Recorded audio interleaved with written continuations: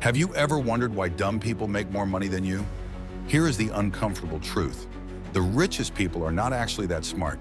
The average millionaire has a 2.9 GPA. People with no degrees are building multi-million-dollar empires while straight A students are clocking 9 to 5. Not because intelligence does not matter, but because intelligence can trap you. There are 3 reasons your smarts might be keeping you broke. The first is uninformed optimism. When someone does not know what they do not know, they charge forward. They do not second guess. They act. Psychologists call this the emotional cycle of change. In the first stage, uninformed optimism feels incredible. Confidence is high and hesitation is low. The Dunning Kruger effect explains it too. Most people think they are better than they are. One study shows that 93% of Americans think they are above average drivers, which is impossible. In business, this bias can be an advantage. Smart people overanalyze and list 100 reasons an idea will fail. Meanwhile, someone with less analysis simply takes the shot. You miss 100% of the shots you do not take. The second reason is fear of looking stupid. Most people do not avoid action because they are afraid to fail. They avoid action because they are afraid to be seen failing. Carol Dweck's book Mindset highlights a study where children praised for being smart later avoid challenges to protect that smart kid identity. Adults do it too. They avoid asking what they do not know. They avoid actions that might expose gaps. That fear keeps them small. There is a powerful example. A business owner named Jessica never asked questions on coaching calls. Her coach messaged her and said, "You have not asked a question in a while." She admitted she did not want anyone to think she did not know what she was doing. The coach replied, "That is why we are working together. Ask and learn." On the next call, she asked a simple question. The answer showed her how competitors were using an automation tool that cut her costs in half. Within 90 days, she doubled her business. Not because she was the smartest person in the room, but because she was willing to look stupid and ask. Do this right now. Write down one thing you avoid because you are scared you might look incompetent while doing it. Then write down who you are trying to impress by not doing it. Those 2 answers point directly to the bottleneck holding you back. The third reason is a broken risk radar. Research cited here notes that people with lower cognitive scores were willing to take risks in controlled tests, and with real money, they were less conservative than the average person. Meanwhile, smart people overestimate risk and play it safe. But wealth rewards decisive risk. It is not about making the right decision. It is about making a decision, then making it right. Consider 2 brutal examples of risk. Smart risk gone wrong. Yahoo passed on Google twice. In 1998, Google offered to sell to Yahoo for $1 million. Yahoo said no. 4 years later, Yahoo returned with $3 billion. Google said okay, then countered at $5 billion. Yahoo passed again. Today, Google is worth well over $1 trillion. 2 chances missed by overthinking. Now the so-called dumb risk.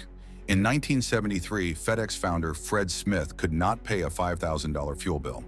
He took the last $5,000 to Vegas and played blackjack. He turned it into $27,000, kept the company alive, and built a global shipping giant. No one is promoting gambling here. The principle is the willingness to take risk when the upside matters. So how do you fix a broken risk radar? Use the ratios of risk. Ask 3 questions.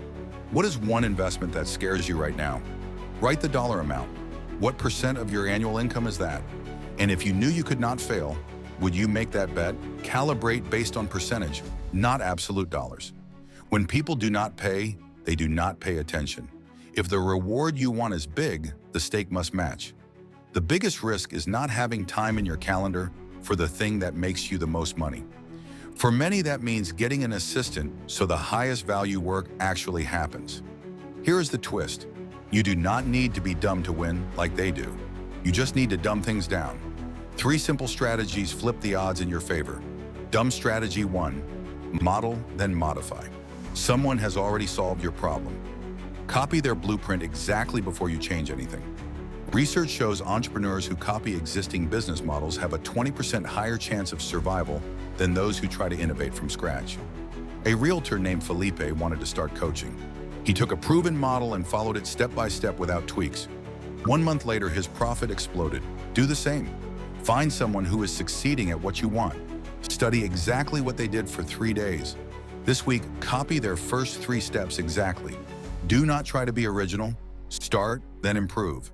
Dumb strategy 2. Zone of genius. Decide the one thing you do that creates the most value, then get strategically dumb about everything else. If you answer every question, you will always be the answer machine. Refuse that role. Let go of control. Stop approving every post or every tiny decision. If something minor slips, fix it and move on. Use the Japanese methodology called ikigai to find your zone. Ask 4 questions. What do you love doing? What are you naturally good at? What does the world need? What will people pay for? The overlap is your zone of genius. That is where the biggest risks and the most time belong. Dumb strategy 3. Simple scales. Complexity does not scale. Simplicity does.